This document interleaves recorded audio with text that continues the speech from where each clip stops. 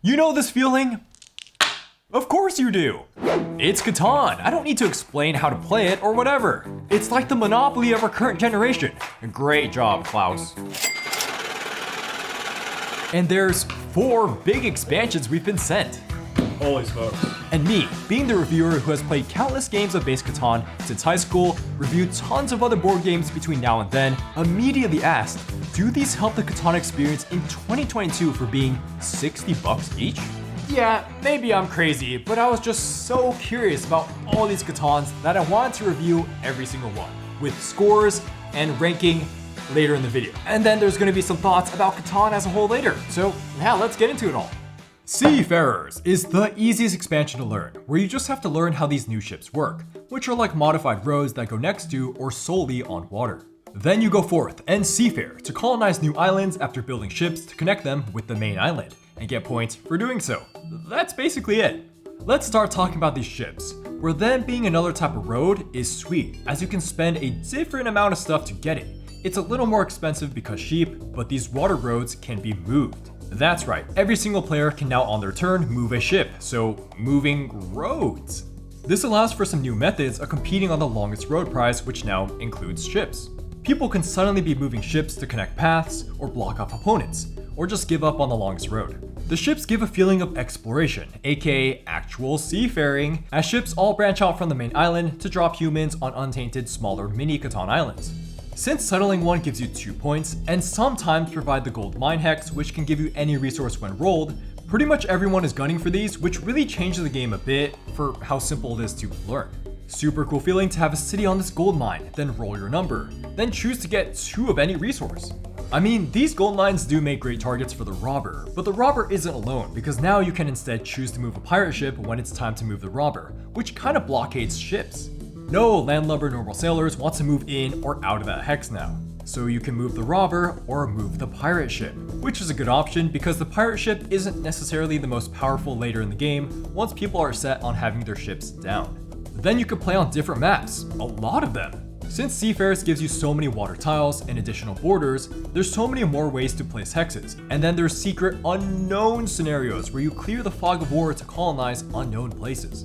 There's nothing really alarming with Seafarers in the first scenario that we played, but by looking ahead at the rest of the scenarios, those don't seem too mechanically different, so when we talk about issues, it probably applies to all the scenarios here. So first off, the pacing in Seafarers can run a little slower compared to base Catan, and that makes the overall time length run a little longer than base Catan, even though Seafarers says it's still 60 minutes. See, you're going to be building more ships to explore the new islands, and you're spending slightly more resources to do so because sheep. But then these ships, which are like roads, don't really help your economy explicitly, and they're going across water, which is blue desert. So this doesn't give you anything. This hex doesn't give you anything. Exploring a new island is kind of like the feeling of getting largest army in Catan too early, and then not having the economy to keep increasing your victory points steadily. This is because the main island is now weaker in output than base Catan, so you have to explore. But ships cost slightly more resources across useless hexes. Just look at how much adjacency to water is going on, losing you out on way more of the juicy intersections of 3 resource income per building. The game is played to 14 points instead of 10 too, so again, if you're not exploring, you probably won't have enough points to cinch your win anyways, so build those ships.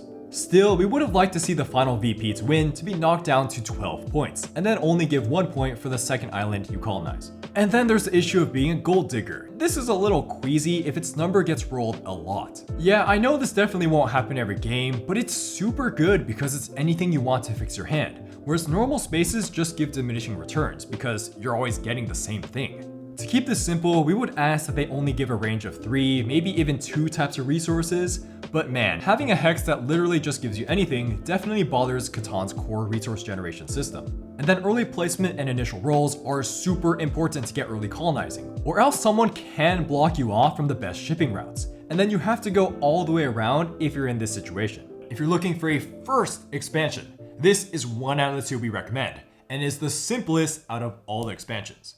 But we here at Shelfside are always looking for a little more complexity and just how to change the game, so we had to delve into this one I consistently hear so much buzz about: Cities and Knights. Cities and Knights is a radical transformation to Catan. Now everyone can build a unit called a Knight, which not only moves around the board to possibly block off other players, but need to band together, like everyone's Knights banding together, to fend off Barbarians, aka invaders, that come every so often to Catan. These get triggered by rolling the black ship on this die you now roll every single turn. These invaders love cities, so if everyone doesn't have enough combined Knight strength equal to everyone's total cities, well, the player with the least Knights loses a city. Oops, that's gone. If you do fend off the invaders, the person with the most Knight strength gets 1 permanent point. And then the actual cities, of which you now start with 1, get overhauled, as when they harvest stone, sheep, or wood, they don't get the normal 2 resources, they instead just get 1 of those cards and then 1 of these commodity cards. Oh man, yeah, so then the last thing you need to know is that these commodities can be spent to upgrade this flip chart that just tells you what to buy. Note how buying a Knight is now a thing that just costs resources, and you can even upgrade these Knights. When upgrading the flip book, you mostly get more chances to draw the new development cards off of the new die, and then you get those cards anytime that result is rolled. It's like passive card income is a thing, just like resource income. Right, so let's start with the good. First, this injects a lot of novelty into Catan with these new development cards, where you take out the old deck and introduce 3 new decks. Now with how these dev cards are given off of dice rolls instead of buying them, there's going to be a lot more card play here, and some of the abilities are super interesting.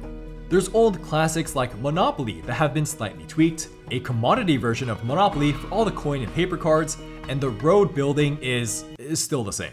There's cards that let you upgrade places over cheaper, and the sneaky spy to look at another person's hand and take a development card. Of course, there's no more Knight cards because now you just straight up buy Knights, so now there's cards that let you upgrade your Knights, wake up all of them, or probably the nastiest, replace an opponent's Knight with yours. Since you're also getting development cards off of upgrading your flip sheet, the more you upgrade, the more development card income you have for a new type of progression. And there's more card play because your dev card hand is capped at 3, so you gotta spend them. There's also pretty good competition from developing the flips, where upgrading a section enough grants a metropolis. But then a metropolis can get stolen from you if someone goes on the tier higher than you on the sheet. This is the game's replacement for the largest army tile. But now there's 3 sections to upgrade, and you're probably going to be competing in at least one of them every game, because the extra development card income is good. But we have to talk about the Knights, the actual unit you now have moving around the board. You can get creative with them, disrupting opponents' building possibilities, or even have a consistent way to chase off the robber. But then there are also lazy bums who exhaust after defending against the invaders, and exhaust after moving, meaning that you always have to be careful about grain management now because you gotta feed them. You especially gotta be vigilant when the invaders start getting closer, adding urgency to Catan, with a ticking bomb element as there's a 50% chance that the invaders advance every turn. So you now gotta spend resources with a new relation to time, so your Knights are ready, but at the same time, when your group fails to defend by not having enough Knight strength, invaders only punish the person with the least Knights. So then if you're not last in army size, maybe you only need 1 Knight and can focus on your economy. This makes facing the invasion a decision to either build up the best army to get a point from successfully defending and being a hero, or be a weaker army hoping that the largest army guy continues to maintain his army so you can focus on other things. Plus, really cool how you have to carefully evaluate city building now, since if anyone builds a city, that's more cities, so that means stronger invaders. Remember, every turn, this can move up. So this forced alliance between the players leads to some pretty cool deal-making potential in Catan. If the guy with the most victory points is going to successfully defend, well, you can just give resources to someone else to fund their army so that they can be the mighty defender of Catan and prevent the winner from getting points. Or let's say that Orange over here has the most points but a tiny army. So then maybe you just gang up with the other Catan players to just intentionally fail the invasion so that this person who's in the lead but doesn't have an army loses a city. And then when you factor in this development card to replace an opponent's Knight with yours, you can blackmail people into trading with you. And this all has a level of repeating urgency. They keep coming. Those barbarians keep coming to the island. But unfortunately, Cities and Knights with its bold changes does have some glaring issues. First, it really needs a player aid for all the new mechanics it's introducing, where Knight activation and movement really needs to be clarified on a separate sheet. And also how gaining a metropolis works. How come there's no scoring tile for that? The back of the rulebook has a little turn sequence box that really helps, and a streamlined version of this could have been given to each player. Actually, this just goes into how Cities and Knights is just visually hard to follow, where you just can't see what tier of upgrades people have on their flipbook from afar, which really matters if you're trying to beat the upgrade for Metropolis, which is a 4-point swing. Plus, the Knights, which are one of the most important parts here, are insanely hard to see if you don't play under studio lights. Yeah, the active side is light tan and the inactive is black and white. Like, from far away, who knows the difference? This causes so much confusion with the round-on-round invaders. I flipped it over. Wait, is it active? Okay, with the lights back on, let's get back to your hand, and the commodities look so similar to their normal resource counterpart in the hand. Look at the background similarity.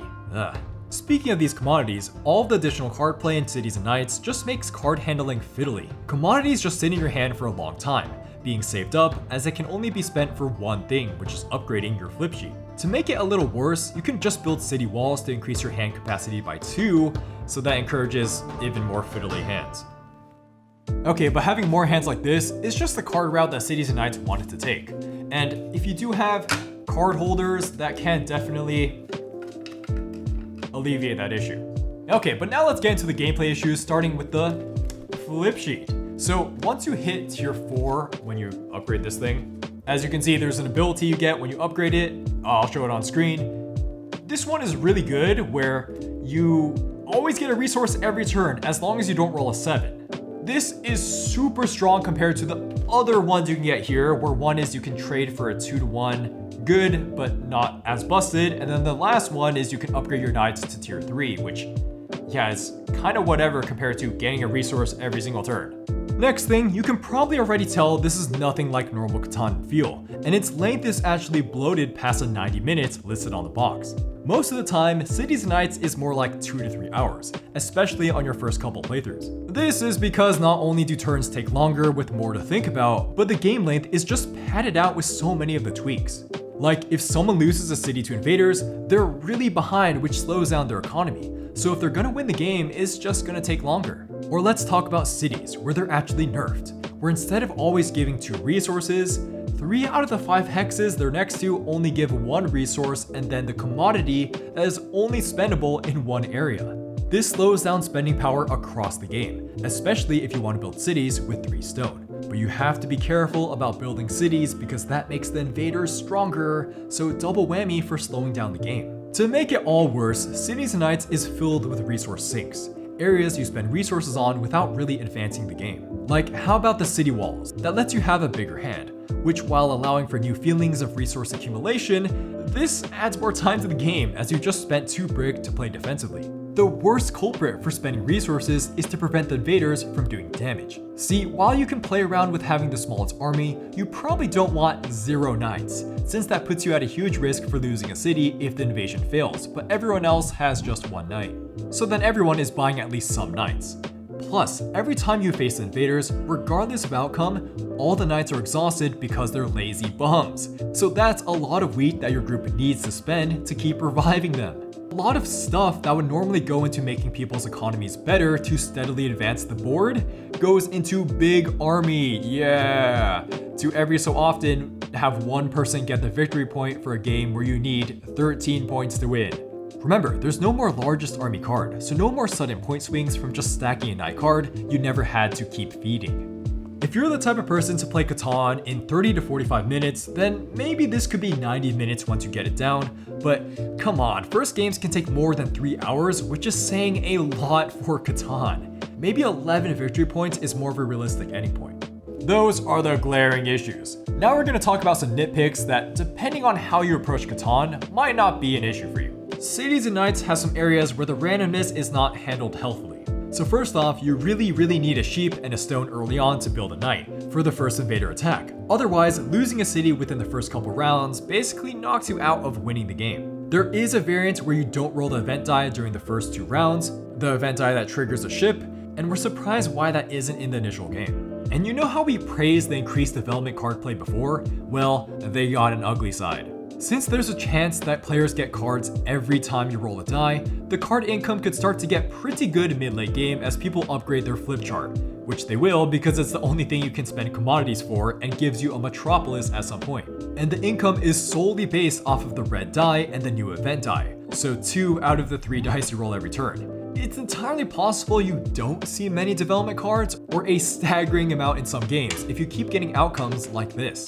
The new cards have some pretty crazy new abilities that are not balanced. Like replacing someone's knight with your own is a huge swing, especially if done for a tier 2 knight. Like, can you imagine someone playing this deserter card on you, then making you lose your only knight, then the invaders attack, the island fails to defend, so then you lose your city as well? Sheesh, yeah, there's no counterplay to that if it's outside of your turn. Or then there's this card to literally swap numbers on the board, which is game changing, especially if drawn super early. So actually, the cool thing about cities and knights here is that there are 3 decks people are drawing from. So if you memorize the cards in each of the decks, you can anticipate what could happen if people draw cards from decks, but this still doesn't mean they're balanced and or fun to have sprung on you. If you would get a little ticked at someone playing Monopoly in base Catan or even something like road building, then yeah, all this take that from cities and knights is not up your alley. But hey, some people do like all that, and it technically is more player interactive. And so, we'll get back to you, cities and knights in scoring, but now let's get on to the next one. Traders and Barbarians. Traders and Barbarians is an entirely new direction with modules. This is 5 easily digestible tweaks to base Catan, with 4 smaller variants that can get mixed into any type of Catan you're playing. These smaller modules can be really simple, like written rules that you cannot robber weaker players. But that is just a written rule in here, and you can do that without this expansion. So let's get on to the other modules that are in all the components you get in this expansion. There's the Harbor Master, a new largest blank thing to fight over, which gives 2 VP for settling a lot in harbors, and now you play to 11 points. This is an alright addition where it technically adds a streamlined way to get more points, but can make the game feel less tight as people can double down on where they're already doing well to close out the game. Or then there's the event deck, because if you hate dice, this replaces it. Whoa, no more weird games like constantly rolling 9s in a row and then 6 only once a game, what the actual heck. You reset off this new year card, so you can't count the cards here. It also hilariously introduces some other randomness through events tied to these card flips. And so when you read a card every turn, that can be a bit fiddly and make the game feel like a party mode with random events. It's not anything too extreme, just silly stuff like slowing down road building through an earthquake, or you pass cards to the left. Oh, and there's flips that slightly benefit whoever has the longest road and whoever has the largest army. And then there's a 2P variant we haven't tried. I mean, there is Rivals of Catan for 2P Catan, but hey, I mean, cool thing to have any Catan expansion be 2P now? We got to try 2 of the full-fledged modules here, because that's the meat of this expansion, that's why we're here, and we'll get to this one in a bit, but before that, it smells like fish. It's time for the Fishermen of Catan. Basically, this is introducing a new type of spendable thing called fish, where you draw them face down off of rolls from being adjacent to fish places on the board. That desert that didn't do anything is now an awesome bearing fish pond. You'll hide your fish tokens from others, and you have between 1 to 3 on them, and then you can spend them to steal from people, get resources from the bank, or even build stuff. Then you play to 12 points to win. These are great, since you end up just having a good amount of more options every turn, where they're like a resource that don't clog up the hand, and are hidden for some mind games. You now have an extra choice of spending for more stuff right now, or you use them for a big turn later, after spending your normal resources. Plus, building stuff is now a little more nuanced, as settling next to the lake or the harbors is now better than before. There's only one real problem, which is a weird fish income rule. That is, if you roll the dice, and there's not enough face down fish to fulfill everyone's production for that turn, no one gets fish. This can be really wonky because you can have a lot of rolls where 2 people should be getting fish, but they can't, so no one gets fish. Then the fish income can totally stagnate, and it's like you're not even playing with that much of the expansion anymore. We were okay with totally taking out this rule and just having fish production not be limited, but you could play around with randomly rolling the dice to see who gets the fish if it's split between 2 players or 3 players, or you could have the fish just reset on their own if there's one turn of no one being able to get fish. And then there's some component issues of the fish tokens not feeling great and looking like an afterthought in visual design. Or the nitpick how in 4-player games, the one person who is left out of the lake will probably rob her all the time because it's just a good destination. But these are whatever, so let's move on to the actual Traders and Barbarians. Yep, this is the real deal. This module is literally called Traders and Barbarians. And it is a little weird. Okay, scratch that. It's weird. It introduces wagons to the game. See, you play as FedEx, where you pick up tokens from one of the edge hexes and then drop off tokens into another. To do that, you move wagons after you finish your normal turn, where they can move slowly across the map. But then if they move on a road, they can move faster. If that road happens to be one of your opponents, they still move faster, but you have to pay them money. We'll talk about that in a bit. If they move through a barbarian in the way, it really slows down your wagon's movement. You get 1 victory point and some money when you complete an Amazon Prime drop-off. And money is great because you can spend 2 of them to become any resource in the game. Last thing, you replace the development deck with this dev deck of 4 cards. Mostly knights, some hidden VP, road building, and move your wagon faster. Okay, so now the cool things about this weird variant. So you really have this feeling of being able to do something every turn because regardless of the die roll or your resources in hand, you can always move your wagon.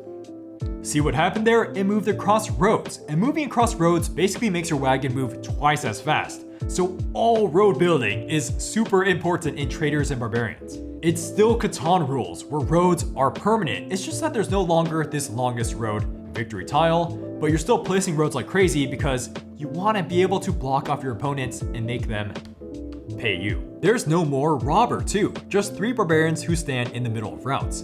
And so when you roll a 7, it's a quick intuitive change of not blockading players' hexes, but blockading their routes. You can even use your wagon to kick out barbarians to make you think about wagon positioning even more. The wagon is basically everything about this variant, and upgrading it to move like crazy is extremely satisfying, paired with how you get more money for each drop-off. This gives you a second economy in the game, on top of doing the normal Catan thing of rolling dice for resources. Playing this module is a smooth trade-off between upgrading your wagon, or building roads, or just doing your normal Catan things. Plus, being able to trade money is pretty cool. Like, you can always throw some money in with a card to trade with someone else if you don't want to quite trade away 2 cards. Like, the only bad things we could think about for Traders and Barbarians is that the wagons can kind of look like the cities from afar, and that you'll need a couple more plastic bags to fit all the stuff you get in this box. So this is kind of whatever stuff. But going back to this module though, this guy here, this Traders and Barbarians module, this really does not feel like Catan at all. This module right here is just the weirdest Catan experience we've ever had, even after playing all the expansions. Since the faster you pick up and deliver with your wagon, the more points you get, creating actual cities and settlements takes a bit of a backseat. Is pick up and deliver for you in this pseudo Catan system where you're building roads for everyone's wagon, not for buildings? Hey, nice! And again, they took out longest road, the way to get points there, but you're still building a lot of roads. We didn't get to try the other 3 modules, the Rivers of Catan, the Caravans, and Barbarian Attack, which all have increasing complexity and ideas to end in the Traders and Barbarian scenario, so good thing we talked about that. Rivers of Catan has money introduced, and you're building bridges on rivers to connect hexes. The Caravans has bidding to place neutral camels that give more points to your buildings and help count for your longest road. And then Barbarian Attack has, well, barbarians attacking after every time you build a settlement or city. These barbarians can even conquer hexes, then you can fight them off through hiring knights. Man, if only we had more time to try these out, so many games to play. So that is it for Traders and Barbarians. Now let's get to the last expansion box. Explorers and Pirates, the 4th and last Catan expansion. This is all about exploring on a bigger map, as you buy ships. No, not the Seafarer ships that are basically Roads 2.0. No, these are proper ships that sail across the 7 or 1 seas. Like really, you move each of your ships every turn, sailing the seas to discover new lands to drop off settlers you have loaded onto the ships. Oh, and then you may find pirates you need to fight off with crews of fighters on your ships. Also, when you don't get resources on a roll during someone's turn, you automatically get 1 gold. And if you ever spend 2 gold, they become any resource you want. Yeah, very similar to Traders and Barbarians gold. Basically, you get something every single turn, unless someone rolls a 7, then no one gets anything for that turn. To solidify this as being the most laid-back expansion of all, you take out every single development card and bonus scoring tiles. Yep, focus on the ships, okay? The title, Explorers and Pirates, checks out. First, explore, where building, mostly on the new islands, is the main way to get points. Then, the Pirates, where you can have a scenario that gives points by discovering and killing the pirates with hired soldiers. Maybe you'll do this so much, you'll become the greatest pirate scourge for an extra point. Good thing about this more relaxed Catan? Well, it has the best wooden pieces out of all of the Catan expansions. You got soldiers, settlers, and different ships, and some of them are meant to be on the ships. Settlers and crew members even go onto the harbors, which are the chunkier replacement for cities that were also removed in this expansion. Yep, bye-bye to resource generator building, but you still use the harbors because they're the only way to build ships. That sounds like gameplay pros, so Explorers and Pirates definitely gives the most feeling of adventure, where it feels super thematic to be building settlers, to load them onto ships, and then sail them out into the middle of nowhere and see what lands they explore. And maybe you'll even get water. So the distant islands will look different every game. I mean, heck, you can even have 2 smaller islands where you thought there was 1 bigger one. It's definitely a fitting story to sail forth, make a settlement far away, and then eventually upgrade that into a harbor to build ships on that faraway land, using it as a beachhead to explore more locations. Land ho! Oh, that's water, frickin' A. With all the water and sailing, roads definitely take a back seat, where positioning ships is very important throughout the game. So moving multiple ships, whether it's to explore, pick up, or deliver things, is another step in every turn. Plus, you can have a sudden boost in ship movement by spending wool, and you don't need roads to build settlements. So it's very possible to do sneaky plays like this.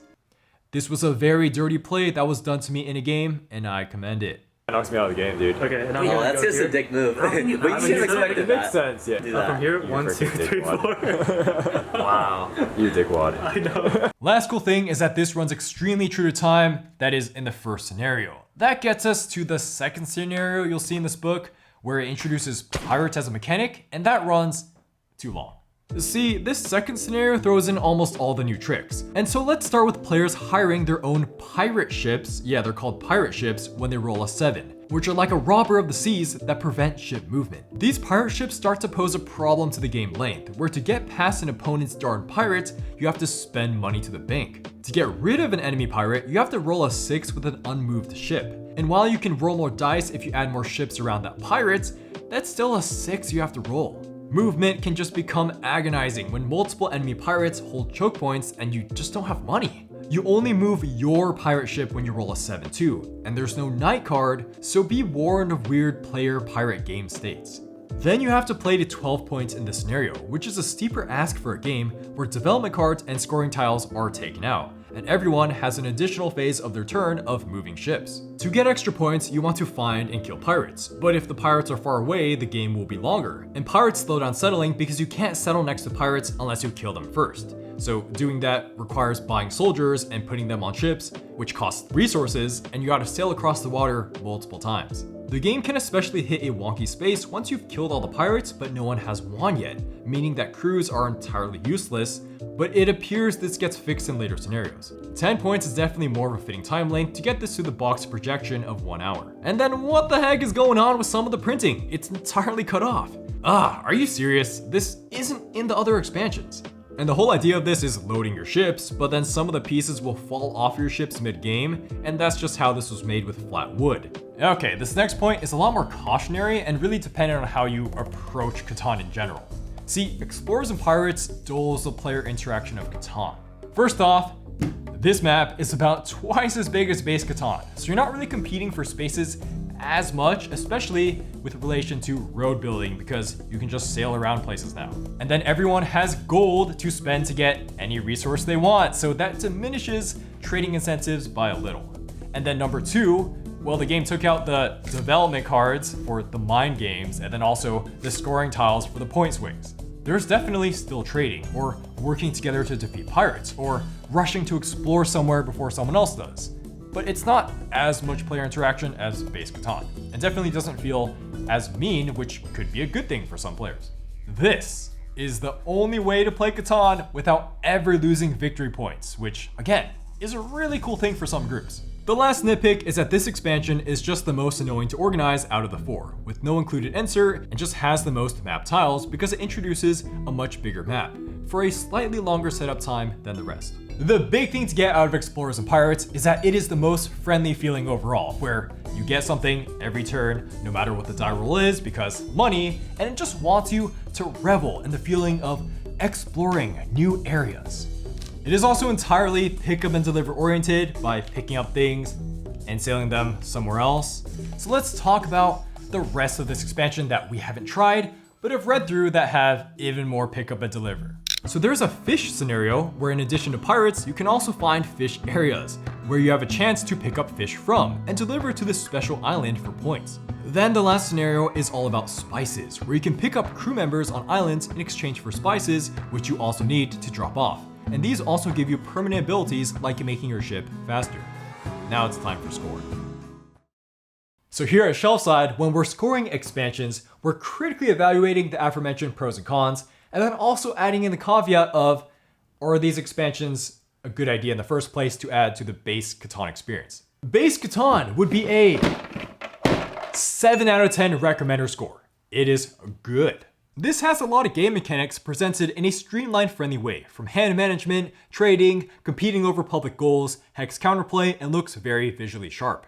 A big X factor for the game is just how accessible it is, and that is also because of how relevant it is in modern culture. So it's kind of cheating compared to most games that exist in this sense. But hey, board games are a social thing and accessibility really matters. Catan's biggest problem is its huge dependence on initial building placement, which matters a lot for a game that can run up to an hour. If you watch tournament vlogs, they keep talking about initial placement. It's kind of hilarious how much it matters. This initial placement issue ends up aggravating the sole reliance on dice rolling to get things. So with that in mind about base Catan, let's get it out of the way and talk about these bad boys. Disclaimer for this video, we couldn't play as much of these as we normally do, but definitely felt like we got the gist of each with they're mostly 2 plays of each. If something remarkably good or bad comes up to unplayed scenarios, then screw me. That would definitely change the scores, which I currently firmly stand by. There's just so many games to play.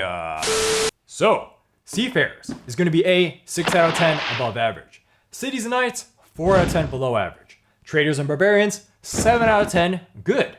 Explorers and Pirates, 6 out of 10 above average. Okay, some of these were really hard to give out because parts of some of these expansions don't really feel like expansions, but like an entirely new game, especially once you start putting in pick up and deliver mechanics into Catan. But hey, those are the scores. I'm not chickening out. Cities and Knights really stood out like a sore thumb while making this review, this giant review thing. So let's start here. You know, Cities and Knights is the expansion that has about 10 pages of rules to go through before you start playing instead of 3 to 6 like the rest. And this was almost a 3 out of 10, a bad score for how long it is. But we eventually got it to around 2 hours, which is more reasonable. And it would actually be a 5 out of 10 average if it wasn't so god-awful to keep track of the game state while playing. But anyways, Cities and Knights has a lot of bold ideas that feel like they're stretching Catan's core ideas too hard. Like, there's more to do with wackier sorts of income, and the actual Wooden Knights proves to be a mandatory resource sink. The player interaction from said knights is clever, but consequences from invaders can be too punishing early on. And remember how we said Catan's issue was that the initial placement matters too much? Well, Cities and Knights aggravates that issue in 2 ways, where 1, you really need early income to get your development card engine going and your knight defenses up, and then 2, it being a longer game means that poor initial placement leaves you practically removed out of winning contention for a longer time. See, Cities and Knights is so weird because it feels catered towards more studious, hardcore players that would be more careful with this initial placement, and maybe enjoy more cutthroatness and overall complexity. Like, tanking your own points for a good Saboteur play is nastiness and point manipulation you never see in base Catan. But at the same time, Cities and Knights handles randomness worse than base, with another d6 roll every turn and these development cards feeling zany at times. So efforts to play well aren't necessarily rewarded as much. Cities and Knights is not overall bad per se. It's not bad. There's nothing definitively broken about it besides the visuals. And we do really respect it for how it creatively tweaks the cities and knights. It's just that in 2022, it's a tough sell. See, if we were making this review back around 1998 when this game came out, so like 24 years ago, then this score might have been a 6 or a 7. But then hey, YouTube didn't even exist back then, so this video would not exist, this review would not exist. Today, if you're playing Catan, you're probably playing it for its simplicity and casualness. Like, I kid you not, when doing research for this video and talking to friends, I consistently heard stories of people not finishing Cities and Knights. This inconvenient Cities and Knights truth goes to show that A, how hungry the resource sinks are, and B, all the added complexity and the true time length isn't for the vast majority of Catan players. We'll get a little bit back to this at the end, but if you're really looking for something more meaty compared to base Catan and like the semi-co-op invader mechanic, well then maybe these games are more up your alley. Or you can check out the other Catan expansions like we're gonna go to now. If you're getting your first expansion, we recommend either Seafarers or Traders and Barbarians. These would have been the same score, a 7 out of 10 if Seafarers was cheaper, because it being $60 like the rest of the expansions for not adding too much to the overall Catan experience knocks it down a little bit. Anyways, Seafarers is a lot more straightforward and easy to learn, but that is also how vanilla and basic it is compared to the other expansions. So if you're feeling more adventurous, Traders and Barbarians is much better bang for buck. Heck, scratch that, it's the best bang for buck out of any of the expansions. Its first module is a nice incremental step, and there's plenty of smaller modules to mix into Catan as you play. Then, for its weirdness that we tried, the last scenario is Catan Amazon Delivery Edition, which is so strange in how you view roads. If I had to guess, Traders and Barbarians probably doesn't get that much appreciation because it came late in Catan's cycle at 2007, when the type of Catan fans who would really look into expansions probably moved on to other games, and or stuck with the first 2 expansions. After all, remember, each expansion is $60, so don't blame them. Also, it's pretty confusing to even tell what Traders and Barbarians is because it has such a mishmash identity. It just throws in 5 pretty unrelated scenarios, some of which are so different from base Catan, it's hard to say they would be all as guaranteed as a hit as Seafarers' gentle additions. This finale, Explorers and Pirates, is a return back to exploring, but way more so than Seafarers, where you have way more buying options to explore with, and then these outside tiles are random on a much bigger board. It makes Catan feel like Catan, Age of Discovery Edition, where you feel like Columbus, loading up ships on the mainland and sailing it out to a faraway sea to fight pirates. I mean, are they really pirates if we're going to their place and killing them? Whatever. It's the most ideal screw around Catan for those wanting a little more mechanics, where you can always get something every turn, so that feels good, and there's just more to spend on. So if you thought Catan gameplay was cool but irritating because of poor rolls or too much meanness, this can be for you. This is a very fitting final installment too, because you can see the little bits of DNA from the previous expansions. You got the exploration with some ships in Seafarers, and then banding together to defeat a common enemy in Cities and Knights, and then the pick up and deliver with money introduced to the game with Traders and Barbarians. Plus, Explorers and Pirates being so overall lax makes it the most easily house rule to play with 2 players to just chill out and explore on a quiet night in, but we haven't tested that. Oh, and then warning that Explorers is a little weird in that nothing mixes here with the other expansions, so it's really an exclusive expansion to play with. And then if you do pick it up, please feel free to house rule it to reduce the point threshold in the scenarios. Okay, so I gave overall scores out to these guys, but do note that none of these really solve our core issues with Catan itself, which would just involve making the game shorter and then finding some way to fix the resource income, which, I mean, now that I'm saying it out loud, that would really not feel like Catan. It would probably not sell well anyways. But extra cool that each of these expansions does have pretty niche strengths, so let's have a bonus round of rankings. Let's cut to it.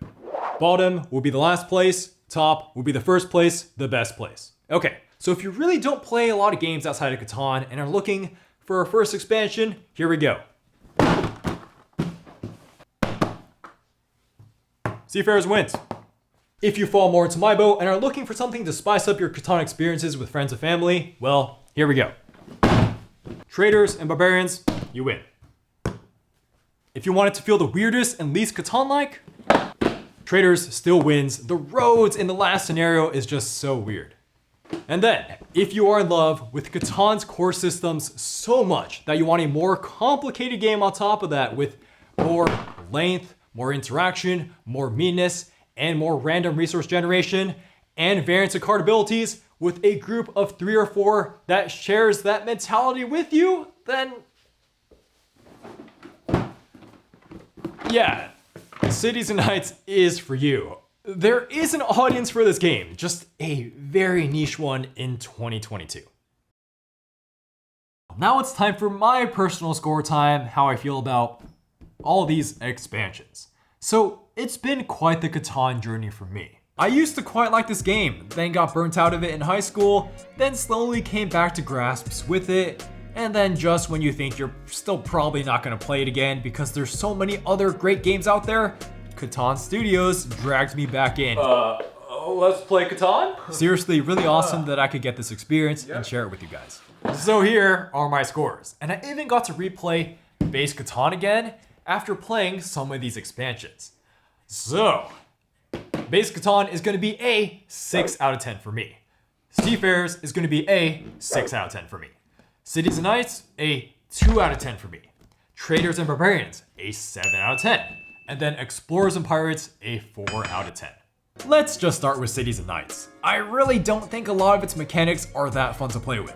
They nerfed cities, which feels extremely unsatisfying to me. I hate having all the commodities in my hand, and I really dislike how drawing development cards is strictly tied to dice rolls. The game just feels really fiddly to me, and I just can't really see what's going on with the Knights and other flipbooks either. I just don't think Catan's core system of dice rolling for resources benefits from the resource sinks of Knights, and then fending off a completely RNG advanced enemy with completely RNG development card draws. If I'm gonna be building units and moving around and upgrading a society, I would rather play something else, especially for 2.5 hours. Getting to endgame of Cities and Knights feels like an absolute slog, as the resource sinks everywhere just keeps slowing down the game. As for Seafarers, it feels slightly above base Catan in enjoyment, but still a 6 out of 10. The marginally cool additions of the ships and settling new islands is offset by making the game slightly longer. Then Traders and Barbarians really surprised me, where it got boosted to a 7 out of 10 from a 6 out of 10 from the Fisherman and the Harbor Master, which I found really clean additions to the simple formula of Catan I didn't really take too competitively anyways. Just having another thing to gather off of die rolls, and so more things to spend, feels like to me it boosts the best parts of Catan, just getting stuff and spending stuff. The Harbor Master also feels good, probably because I don't prioritize harbors enough anyways, so it's a double win for me there, even though I don't think it's too sound of a mechanic overall. The actual Traders and Barbarians scenario is hilariously weird with constantly pumping your wagon and blocking off enemies, and so there's a lot of player interaction. But something about how the wagons are moving around in a Catan board hits a little funky, but not enough to lower my overall score here.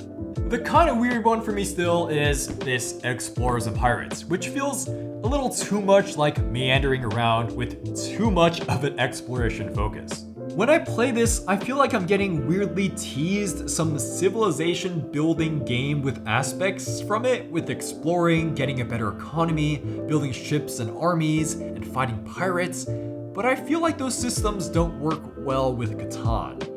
And they really could be without this game being not Catan and probably just appealing to an entirely different audience. Man, after playing Catan systems dozens and dozens of times by now, I really am of the opinion that its strengths are in how social, accessible, and streamlined it is. And then so adding more stuff through expansions is not necessarily helping that. Many of my non-board gamer friends love the trading and building progression of Catan, while I really enjoy those too, but find the largest army, longest road conflict to be the most engaging. The moment Catan starts replacing longest road and largest army, or adds more parts to turns, or more types of spendable cards, and or does anything to add considerable time length, it starts creeping into other categories of games that I already have solid picks for in 2022. Basically what I'm trying to say is that no expansion blew me away and was a must-have. For the pseudo-party itch that Catan fills for me to hang out with new people or non-board gaming friends, the simpler expansions win out. This was a crazy video to make. So much Catan I've been playing. So if you could subscribe and like the video, that really helped me out. And once again, thanks to Catan Studios for sending me all this stuff. All this stuff. And that did not affect scoring. And then we got our patrons to thank. And then I'll probably cut to some footage of us playing Catan while we roll the patron stuff. Roll the patron stuff. Patreon.com/shelfside. Roll all that stuff. One of these days I'm gonna run around and kill all your knights. That's me. Oh wait, is this a? Running around with a juggernaut. Interesting. Yeah, I got a lot of these. I legit can't do anything. I'm gonna lose. Okay. Yeah, I was just making up the rules as we go. Yeah. It's actually semi-close. Wait, how many points do I work? I'm at 10. This gives me 12, and that completes 13. Why does that give you 12? This biggest army. Oh! Ah! So close. 14 though. So close. Yeah, I was really close. 13 for what? And I just need to build something. 13 from where? Deliver. Wait, no, you're not. You're delivering here. Why am I moving there? What the f- Yeah.